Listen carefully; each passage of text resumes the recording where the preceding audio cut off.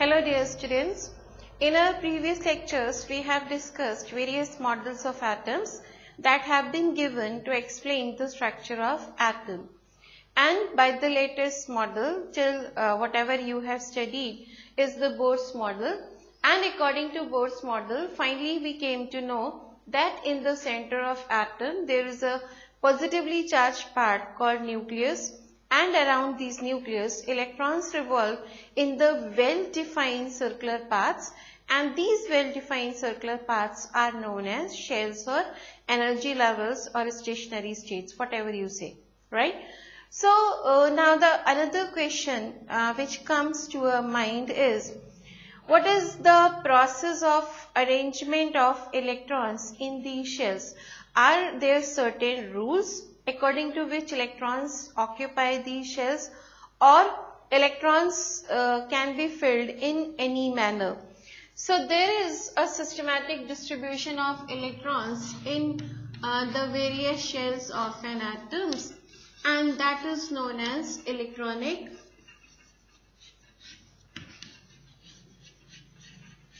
configuration. So today we will discuss about the electronic configuration and how the electronic configuration of an atom can be given. So what is electronic configuration? You can say it is systematic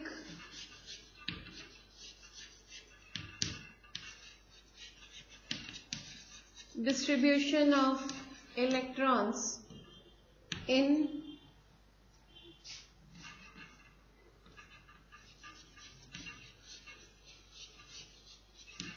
the shells of an atom. This systematic distribution is known as electronic configuration, and in order to give the electronic configuration of an atom we have Bohr-Bury scheme, right? So Bohr and Bury, they gave you certain rules to distribute the various number of electrons inside the various shells of an atoms. So if we look at these rules, the first rule says that the maximum number of electrons in a shell is given by the formula 2n square, where n is the number of shell, right? For example, if we talk about the first shell, for first shell value of n is 1, and that's why in first shell according to formula the number of electrons in the first shell are 2. Similarly, if we talk about second shell where value of n is 2, then using the n value 2, number of electrons here is 8, right? For example, again we can talk about third shell. For third shell the value of n is 3, and here the number of electrons come out to be 18. So in this way you can find the number of electrons in the given number of shell. Another rule says that filling of shells occur in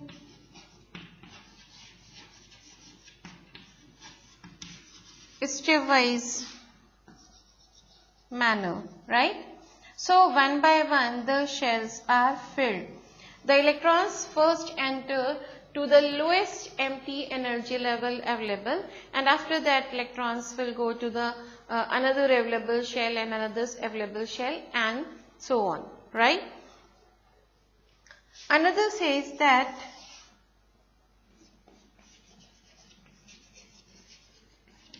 the maximum number of electrons in the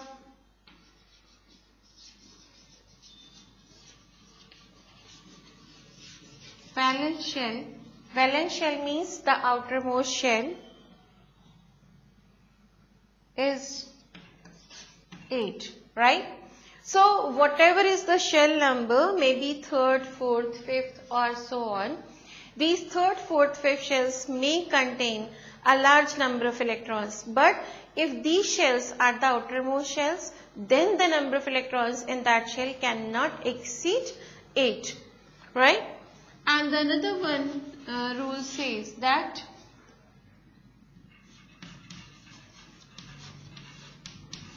the number of electrons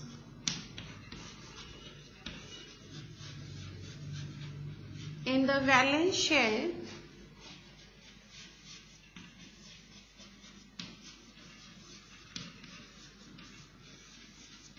cannot exceed 2 until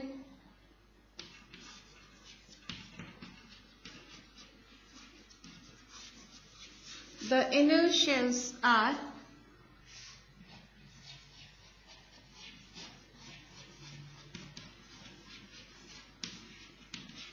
completely filled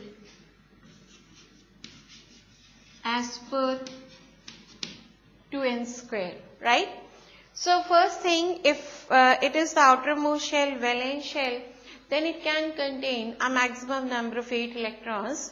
But in the same valence shell, the number of electrons cannot exceed 2 until the inner shells of the atom are completely filled as per the 2n square rule, right? And one thing I will let you know, that in the atom there is nucleus, then there is the first shell, then second shell, then third shell, then fourth shell, and so on. So here the outermost shell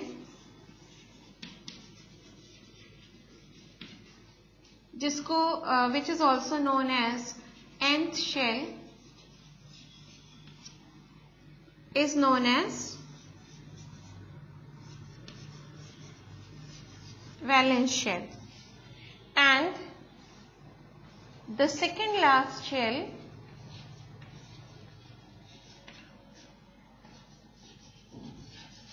that can be represented as n-1 is also known as penultimate shell.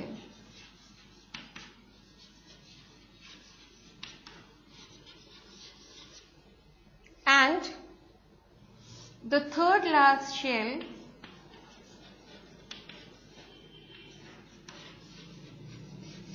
that can also be represented as n-2 is known as anti-penultimate shell,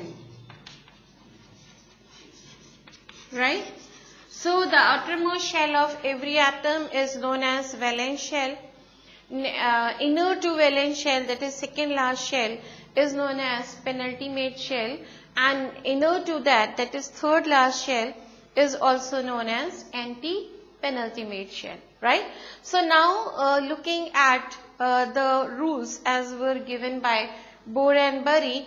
So by following these rules, we can have the electronic configurations of some atoms as well as ions, whether cations or anions. So let's take some examples to give you more clear-cut idea about following these rules. For example, you have to write the electronic configuration of, say, element nitrogen having atomic number 7. So now you have to distribute 7 electrons. So first of all, electrons will come to first energy level, and as you know, it can accommodate a maximum of 2. So here you have written 2. Now how many left? 5 are left. So these remaining 5 will go to the second shell, right? So as you can see here, the electronic configuration of nitrogen becomes 2, 5. Similarly, we can talk about another element like magnesium with atomic number 12. First of all, electrons again occupy to the first shell, that is 2.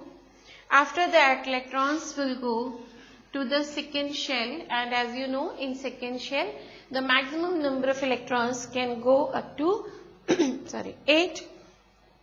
Then how many left? Only 2 are left. Then these 2 left over will go to the third shell, and so the electronic configuration of magnesium is 282, right? Now look at another one. Let's talk about calcium with atomic number 20. So again you start with the first shell with 2 electrons, then second shell with 8 electrons, right? Now look, 2 and 8, we have used here 10 electrons. How many left? 10 are left, and as you know, the third shell can accommodate a maximum of 18. So you must be thinking that we can write it like this, so that the electronic configuration of calcium becomes 2, 8, 10, but this is wrong. Because by doing so, you are violating the rule number 3, according to which it was said that if it is an outermost shell, then in outermost shell, the maximum number of electrons is only 8, right? So it can't be the outermost shell. So what should be done here? We have to write in this way: 2, 8, 8 and 2. So that the calcium's electronic configuration is 2, 8, 8, 2. Now you talk about say another element, titanium, with atomic number 22, right? So what you do here is you make 2, 8. After making 2 and 8, how many electrons we have consumed? 10 we have consumed, 12 are left. Now these 12 electrons can be distributed in various ways. Either you could write it like this, 8 and 4, or maybe 9 and 3. Okay? Or it can also be written like 2, 8, 10, 2. Now this is the correct electronic configuration, because when you write it as 2, 8, 8, 4, you are violating the rule number 4, according to which the outermost shell cannot accommodate more than 2 electrons unless the inner shell is completely filled. So now the electrons are added here in the third shell, so that the electronic configuration of element titanium is 2, 8, 10, 2, right? Say again we talk about the element like iron with atomic number 26. The configuration becomes 2, 8, 14, 2. So you keep on adding the electrons in this penultimate shell until it is completely filled, means until it contains or it gains a total number of 18 electrons, as it can contain a maximum of 18 electrons. So now we talk about the element zinc with atomic number 30, so that the configuration becomes 2, 8, 18, 2, right? So then this way you can write the electronic configurations of elements using the simple scheme given by Bohr and Bury. Not only atoms, you can write the electronic configuration of ions also. As you know, ions are formed by the loss or gain of electrons, right? So if we talk about cations which are positively charged, and these cations are formed by the loss of electrons. So what you should do for writing the electronic configuration of cation, first of all you write the electronic configuration of neutral atom, then remove the electrons from the outermost shell. Many times you make a mistake. You initially release or remove the extra electrons, right? And then you write the electronic configuration, and that way is wrong. For example, here we can take the case of say scandium 3 positive ion, right? if you are in the practice of that, that atomic number of scandium is 21 and you remove 3 electrons, and so that its electronic configuration is 18, right? Then you will write its electronic configuration as 288. In scandium, you are not going to have much change, so we can take another one. Let's talk about say another element, say titanium in +2 state. So what you will do, if titanium is having atomic number of 22 and you subtract 2 electrons from here, you are left with 20 electrons, and in that way the electronic configuration you will be writing for titanium 2 positive ion is 2882, right? But if you do this way, that knowing that atomic number of titanium is 22 and you write the electronic configuration of titanium atom first, so that it becomes 2, 8, 10, 2. This is the electronic configuration of titanium atom, and now you remove the 2 electrons from the outermost shell. So when you remove the 2 electrons from the outermost shell, the configuration of titanium 2 positive comes out to be 2, 8, 10, right? Otherwise, what you were doing when you were subtracting it initially, then you would be getting a wrong electronic configuration. So this method is wrong and this method is right. So be very careful while writing the electronic configuration of atom, that of ion, especially cation. First of all, you write the electronic configuration of neutral atom and then remove the required number of electrons from that neutral atom. And now if we take about the electronic configuration of anion, then there is no problem. For example, we write the electronic configuration of chloride ion. So as the atomic number of chlorine is 17, one negative shows that it has gained 1 electron, and now it is having the number of electrons 18, and so the electronic configuration of anion chloride is 288. You can also talk about the anion like oxide. So oxide, here oxygen is having atomic number 8 plus 2 electrons it has gained, so that the total number of electrons in oxide ion is 10, and now its electronic configuration is 2 and 8, right? So for anion there is no problem. You initially add the number of electrons and then write the electronic configuration. But for cation, what must be done? You first write the electronic configuration of neutral atom and then remove the required number of electrons from it, right? So this way you can write the electronic configuration of the atoms or ions, whatever it is. Now while discussing the electronic configuration, you must be wondering that I was continuously using the term that is atomic number. So what is atomic number? The atomic number of an element is represented by symbol Z. It is equal to number of protons in the nucleus of an atom. And as you know that atoms are neutral, and these neutral atoms have equal number of electrons and protons, so it can also be said to be the number of electrons in the neutral atom, right? So remember about neutral atom. You should always be careful that when you are taking atomic number in terms of electrons, then it must be sure that that atom is neutral, right? And another term which we use here is atomic,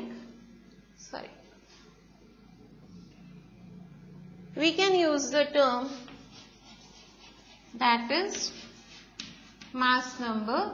Mass number, which is represented by symbol A, it is equal to the sum of number of protons and number of neutrons in the nucleus of an atom, or in simple words you can say that it is equal to the number of nucleons in the nucleus of an atom. And how an atom is expressed? Say an element X is having atomic number Z. So Z is written here and its mass number A is written here. So if you know the atomic number, if you know the mass number, then we can get that number of neutrons is equal to A minus Z, like mass number minus atomic number. Clear? So to make it clear, let's take a question. For example, say the tripositive ion of an element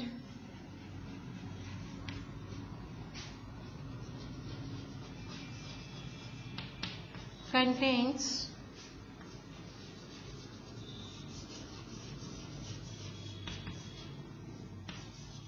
completely filled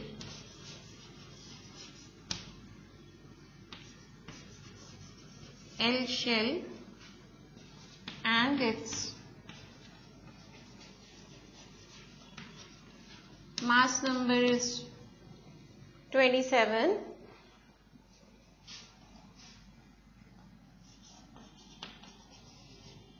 Find atomic number, number of protons, neutrons and electrons in the atom and ion, and also write the electronic configuration of atom and ion. So as it is told here that here the L shell is completely filled. So let's talk about here. Say in this side we take atom and here we take ion. So let's say electron, proton and neutron. As it is mentioned here in the question that it contains completely filled L shell. That means if the ion is having completely filled L shell, means prior to L, K must also have been completely filled. So the K shell would be containing 2 electrons and the L shell of the ion would be containing 8 electrons. So that is the electronic configuration of ion.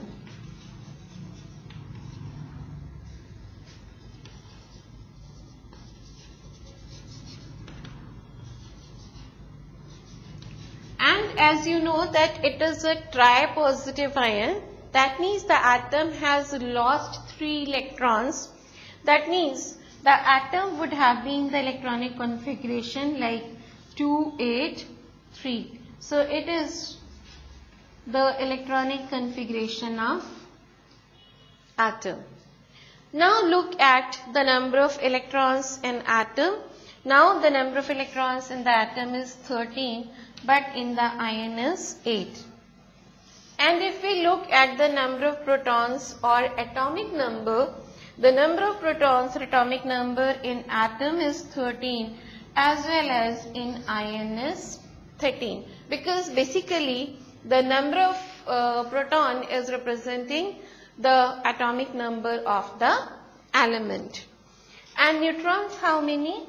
So as the mass number of the element is 27, so 27 minus 13, it becomes 14. 14 neutron in the atom as well as 14 neutrons in the ion.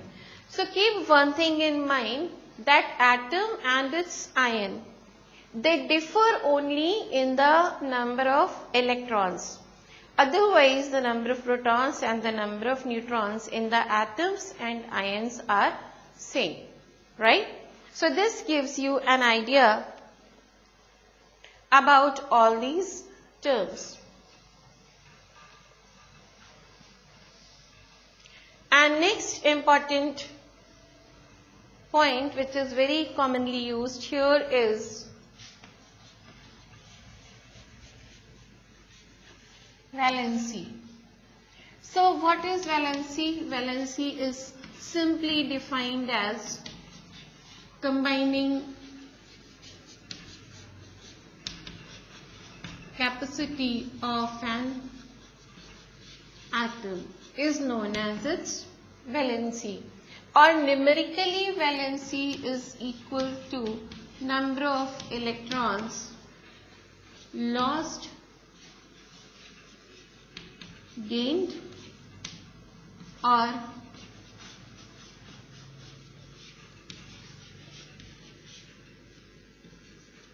shared by an atom. That is its valency. So whenever an atom chemically combines to form molecule, then the number of electrons lost, gained or shared by an atom is known as its valency. Now there is another question, that why atoms combine and why they need to lose or gain or share the electrons? Yes, this is because that atoms have tendency to attain the stability by completing their valence shell, right? So we can expand it as number of electrons lost, gained or shared by an atom to attain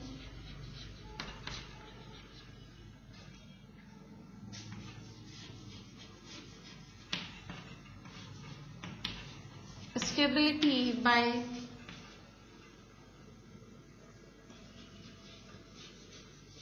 making their valence electron to be 8 or 2, right? As you know that in an atom, the outermost shell can contain only 8 electrons, maximum of 8 electrons, but if the first shell is the outermost shell, then the electron is, a maximum number of electron in the valence shell is 2. So every atom has tendency of attaining 8 or 2 electrons in its outermost shell, or you can say of completing octet or duplet. Having 8 electrons in the outermost shell is known as completed octet. Having 2 electrons in the valence shell of the first valence shell is its duplet. So that is known as octet or duplet rule, that every atom has tendency to complete its octet or duplet by losing, gaining or sharing the electron. So how many atoms, how many electrons an atom can lose, gain or share, that depend on number of its valence electrons.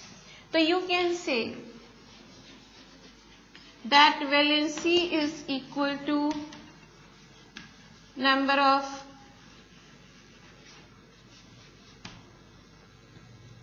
valence electron if it is 1 to 4, and valency is equals to 8 minus number of valence electron if it is greater than 4. For example, if we talk about the element, say carbon, it is having configuration 2, 4. So as its valence electrons are 4, so you can say valency of carbon is 4. But if you talk about oxygen, which is having electronic configuration 2, 6, so in this case valency is equals to 8 minus 6, that is 2, right? And then we have one more term, that is electrovalency. So what is electrovalency? Is equals to number of electrons lost or gained. But if you talk about covalency, then it is equals to number of electrons shared. So when an atom is completing its valency by sharing the electrons, then it is said to be covalency. And when an atom is completing its octet by losing the electron or gaining the electron, then it is known as its electrovalency, right? So that is all about electronic configuration, the valency and octet and Duplet loop. There are two more terms of this chapter left, that is isotopes and isobars, about which we will be discussing in our next lecture. Have a nice time. Goodbye till then.